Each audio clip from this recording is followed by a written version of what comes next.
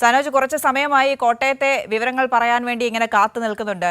സനോജ്, എൻ്റെ വീട് കോട്ടയത്താണെന്ന് സനോജിന് അറിയാമല്ലോ. എന്ന് മാത്രമല്ല പാമ്പാടിയിലാണ് ഇന്ന് സമ്മേളനത്തിന് കൊടിയുയരുന്നത് അവിടെയാണ് എന്ന് മാത്രമല്ല ഇന്ന് പൊതുസമ്മേളനം എവിടെയാണ്, അല്ല പ്രതിനിധി സമ്മേളനം എവിടെയാണ്? പാമ്പാടി കത്തീഡ്രൽ പള്ളിയിലാണ് എന്ന് തോന്നുന്നു.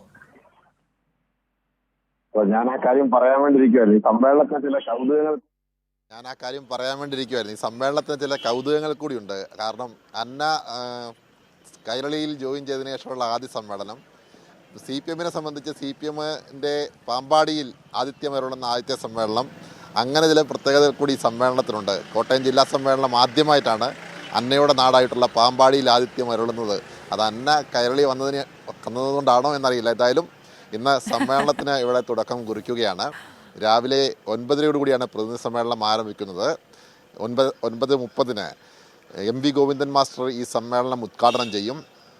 4 ദിവസക്കാലമായി നടക്കുന്ന സമ്മേളനത്തിന് ഇന്നലെയാണ് കൊടി ഉയർന്നത്. ഇന്നലെ വിവിധ മേഖലകളിൽ നിന്നുമുള്ള പതാക, കൊടിമര, ബാനർ, കപ്പി, കയർ ജാഥകൾ പാമ്പാടി നഗരത്തിൽ സംഗമിച്ചു. അപ്പോൾ സ്വാഗത സംഘത്തിൻ്റെ ചെയർമാനായിട്ടുള്ള KM രാധാകൃഷ്ണൻ പതാക ഉയർത്തിയതോടെയാണ് സമ്മേളന നടപടിക്രമങ്ങൾക്ക് തുടക്കമായത്.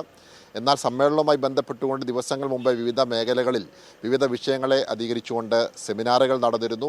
പലവിധത്തിലുള്ള സെമിനാറുകൾ നടന്നിരുന്നു. അതിനുശേഷമാണ് സമ്മേളനത്തിലേക്ക് കടക്കുന്നത്. ഈ സമ്മേളനത്തെക്കുറിച്ച് പറയുമ്പോൾ ഈ ജില്ലാ സമ്മേളനങ്ങൾക്ക് മുന്നോടിയായി 1761 ബ്രാഞ്ച് സമ്മേളനങ്ങൾ പൂർത്തിയാക്കി, 124 ലോക്കൽ സമ്മേളനങ്ങൾ പൂർത്തിയാക്കി, 12 ഏരിയ സമ്മേളനങ്ങളും പൂർത്തിയാക്കി. മാതൃകാപരമായ ചട്ടക്കൂടുകളിൽ നിന്നുള്ള സംഘടനാ പ്രവർത്തനത്തിൻ്റെ ഭാഗമായി സമ്മേളനങ്ങൾ പൂർത്തിയാക്കിയതിന് ശേഷമാണ് കോട്ടയം ജില്ലാ സമ്മേളനത്തിലേക്ക് കടന്നിട്ടുള്ളത്.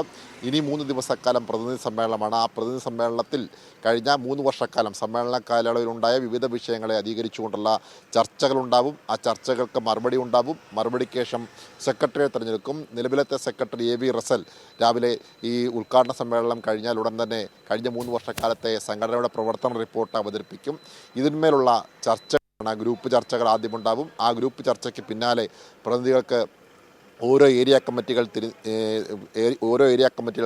നിശ്ചിത സമയം നിശ്ചയിച്ചുകൊണ്ട് ഉള്ള ചർച്ചകൾ ആരംഭിക്കും. അങ്ങനെ ചർച്ചകൾക്ക് ശേഷം മറുപടി ഉണ്ടാവും. ആ മറുപടിക്ക് ശേഷം പിന്നീട് പുതിയ കമ്മിറ്റികളെ തിരഞ്ഞെടുക്കും. അങ്ങനെയുള്ള നടപടിക്രമങ്ങളാണ് ഇനി നടക്കേണ്ടത്.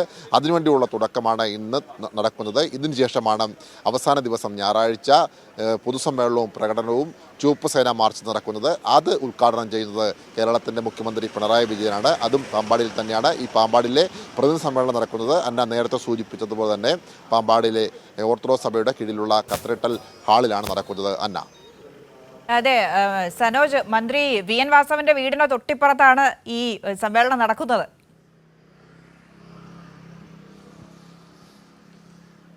തീർച്ചയായിട്ടും മന്ത്രി വാസവൻ്റെ വീടിൻ്റെ തൊട്ടടുത്ത് തന്നെയാണ് സമ്മേളനം നടക്കുന്നത്. മന്ത്രിയാണ്. ഒപ്പം തന്നെ മന്ത്രിയുടെ നാട്ടിൽ ഇതാദ്യമായി സമ്മേളനം നടക്കുന്നു. ഒപ്പം അന്നയുടെ നാട്ടിലും ആദ്യമായി സമ്മേളനം നടക്കുന്നെന്ന പ്രത്യേകത കൂടി ഈ സമ്മേളനത്തിനുണ്ട് എന്നുള്ളതാണ് ഏറ്റവും ശ്രദ്ധേയമായിട്ടുള്ള കാര്യം. അതിനോടൊപ്പം എന്നെ ചേർത്ത് വെച്ചത് എന്തായാലും എനിക്ക് ഇഷ്ടപ്പെട്ടു. എന്തായാലും സനോജ് പറഞ്ഞതുപോലെ ഞാൻ കൈരളിയിൽ വന്നതിന് ശേഷമുള്ള എന്നെ സംബന്ധിച്ചിടത്തോളം സന്തോഷമുള്ള ഒരു കാര്യമാണ് സമ്മേളനം. അതും എൻ്റെ നാട്ടിൽ ആദ്യമായി നടക്കുന്നു എന്നതൊക്കെ സന്തോഷമുള്ള കാര്യം തന്നെയാണ്. എന്തായാലും സനോജും സ്വാലിഹുമാണ് കോട്ടയത്ത് നിന്നും മലപ്പുറത്തു നിന്നുമുള്ള സമ്മേളന നഗരിയിൽ നിന്നുള്ള വിവരങ്ങൾ പ്രേക്ഷകരിലേക്ക് എത്തിച്ചത്.